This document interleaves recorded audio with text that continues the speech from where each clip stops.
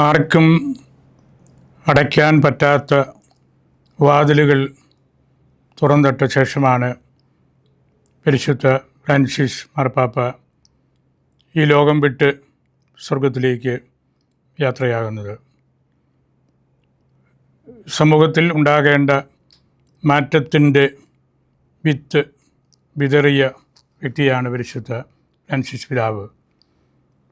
12 വർഷങ്ങൾ കൊണ്ട് ലോകത്തെ തന്നെ കീഴടക്കി, ലോകമനസാക്ഷിയെ കീഴടക്കി എന്ന് നമുക്ക് പറയാം.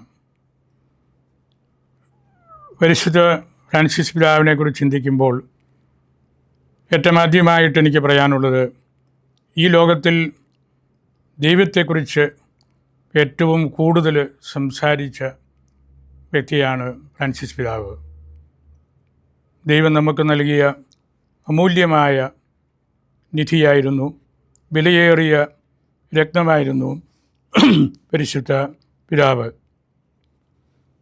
പിതാവ് ലോകത്തെ പഠിപ്പിച്ചത് പ്രധാനമായിട്ടും 4 പ്രബോധനങ്ങൾ വഴിയാണ്.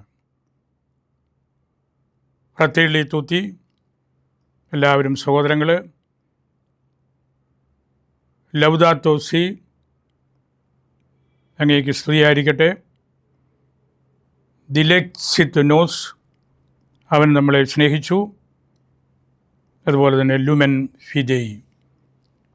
ഈ 4 ചാക്രിക ലേഖനങ്ങൾ വഴിയാണ് പരിശുദ്ധ പിതാവ് പ്രധാനപ്പെട്ട പ്രബോധനങ്ങളെല്ലാം നൽകിയത്. സാമൂഹികവും പാരിസ്ഥിതികവുമായ പ്രതിസന്ധികളെ തരണം ചെയ്യാൻ പാപ്പ നടത്തിയ പരിശ്രമങ്ങൾ മഹത്തരമാണ്. ലൗദാത്തോ സി എന്ന ചാക്രിക ലേഖനത്തിലൂടെയും ലൗദാത്തെ ദേവും എന്ന അപ്പസ്തോലിക ലേഖനത്തിലൂടെയും പരിസ്ഥിതിയുമായി ബന്ധപ്പെട്ട വിഷയങ്ങൾ ശ്രദ്ധയോടെ പാപ്പ ലോകത്തിൻ്റെ മുമ്പിൽ തുറന്ന് വയ്ക്കുകയായിരുന്നു. കാലാവസ്ഥാ വ്യതിയാനം, മലിനീകരണം എന്നിവയെപ്പറ്റിയുള്ള ആശങ്കകൾ പങ്കുവയ്ക്കുമ്പോൾ ഒരു സുസ്ഥിരമായ ജീവിതശൈലി ആവിഷ്കരിക്കേണ്ടതിൻ്റെ ആവശ്യകതയും പ്രകൃതിയുടെ മേലുള്ള കടന്നുകയറ്റം അവസാനിപ്പിക്കേണ്ടതിനെപ്പറ്റിയും പാപ്പ വിശദമായിട്ട് സംസാരിക്കുന്നുണ്ട്. വിവിധ മതവിഭാഗങ്ങൾ തമ്മിൽ സംവാദം പ്രോത്സാഹിപ്പിക്കുവാൻ പാപ്പ നടത്തിയ പരിശ്രമങ്ങൾ ഏറെ ശ്ലാഘനീയമായിരുന്നു. രണ്ടാമത്തെ ഒരു കാര്യം, പാപ്പ തിരഞ്ഞെടുത്ത പേര് ഫ്രാൻസിസ്. ഞാൻ കരുതുന്നത് ഫ്രാൻസിസ് എന്നത് മാർപ്പാപ്പായ്ക്ക് കേവലം ഒരു പേരല്ലായിരുന്നു. പാപ്പ ജീവിക്കാൻ ആഗ്രഹിച്ച ക്രിസ്തീയ ജീവിത ശൈലിയായിരുന്നു, പ്രഘോഷിക്കാൻ ആഗ്രഹിച്ച സുവിശേഷമായിരുന്നു, പഠിപ്പിക്കാൻ ആഗ്രഹിച്ച മതബോധനമായിരുന്നു, സ്വർഗത്തിലേക്കുള്ള കവാടമായിരുന്നു. അങ്ങനെ ഫ്രാൻസിസ് എന്ന പേരിനെ അനശ്വരമാക്കിക്കൊണ്ടാണ് പരിശുദ്ധ പിതാവ് ഈ ലോകത്തിൽ നിന്ന് യാത്രയാകുന്നത്. ഈ അവസാന നാളിൽ എഴുതിയ ചാക്രിക ലേഖനത്തിൽ അവൻ നമ്മെ സ്നേഹിച്ചു, ദിലെക്സിത് നോസ് എന്ന പ്രബോധനത്തിൽ പാപ്പ ഊന്നിപ്പറയുന്നത്, ഹൃദയം നഷ്ടപ്പെട്ട ലോകത്തിന് ഒരു ഹൃദയം കൊടുക്കാനായിട്ട് നമ്മളെല്ലാവരും പരിശ്രമിക്കണം. ഹൃദയമില്ലാത്തവർക്ക്, അല്ലെങ്കിൽ ഹൃദയപൂർവ്വം പെരുമാറാൻ അറിയാത്തവർക്ക് ഒരു ഹൃദയം കൊടുക്കുവാനായിട്ട് നമ്മൾ തയ്യാറാകണം. അതിൽ പരിശുദ്ധ പിതാവ് വിശേഷിപ്പിച്ചിരിക്കുന്നത് 4 സുവിശേഷങ്ങളുടെയും സാര സംഗ്രഹമാണ് ഈശോയുടെ ഹൃദയം എന്നതാണ്. അതുപോലെ തന്നെ പ്രവാസികളായിട്ടുള്ള ആളുകളെക്കുറിച്ചും സാമ്പത്തികമായിട്ട് വളരെയേറെ പ്രയാസമനുഭവിക്കുന്ന വ്യക്തികളെക്കുറിച്ചുമെല്ലാം പരിശുദ്ധ പിതാവ് വലിയ കരുതലോടെയാണ് സംസാരിച്ചിട്ടുള്ളത്. സീറോ മലബാർ സഭയെ സംബന്ധിച്ച് പരിശുദ്ധ പിതാവ് വലിയൊരു അനുഗ്രഹമായിരുന്നു.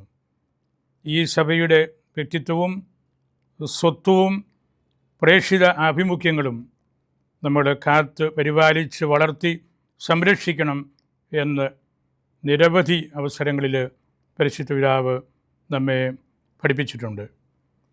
ദൈവാരാധനയെക്കുറിച്ച് പൊതുവിൽ ദെസിദേറിയോ ദെസിദെറാവി എന്ന ലേഖനത്തിലൂടെ വളരെ ക്ലിപ്തമായ മാനദണ്ഡങ്ങൾ സാർവത്രിക സഭയ്ക്ക് നൽകി. ചുരുക്കത്തിൽ പാപ്പായുടെ ജീവിതവും കാഴ്ചപ്പാടുകളും ലോകമെമ്പാടുമുള്ള ആളുകൾക്ക് പ്രചോദനമാണ്. പരിശുദ്ധ പിതാവിൻ്റെ എളിമയും സാമൂഹിക നീതിയിലുള്ള ഉറച്ച വിശ്വാസവും ലോകത്തിന് മാതൃകയാണ്. ദരിദ്രരോടുള്ള പാപ്പായുടെ പ്രത്യേക ശ്രദ്ധയും ഞാൻ സൂചിപ്പിച്ചതുപോലെ പരിസ്ഥിതിയെക്കുറിച്ചുള്ള ഉത്കണ്ഠയും പ്രവാസികളെക്കുറിച്ചുള്ള കരുതലും ലോക ശ്രദ്ധ നേടിയ കാര്യങ്ങളാണ്.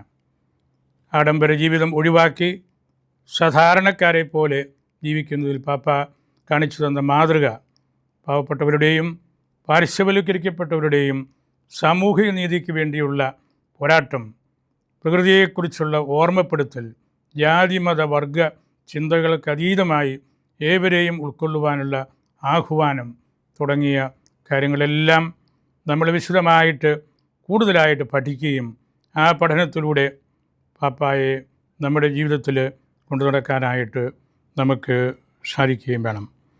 പാപ്പ സ്വർഗത്തിലേക്കാണ് യാത്ര ചെയ്തിരിക്കുന്നത്. സ്വർഗത്തിൻ്റെ നിത്യതയിൽ പരിശുദ്ധ ത്രിത്വത്തിൻ്റെ രഹസ്യത്തിൽ വിശ്രമിച്ച് ശാന്തി അനുഭവിക്കട്ടെ എന്ന് പ്രാർത്ഥിക്കുകയും ചെയ്യുന്നു.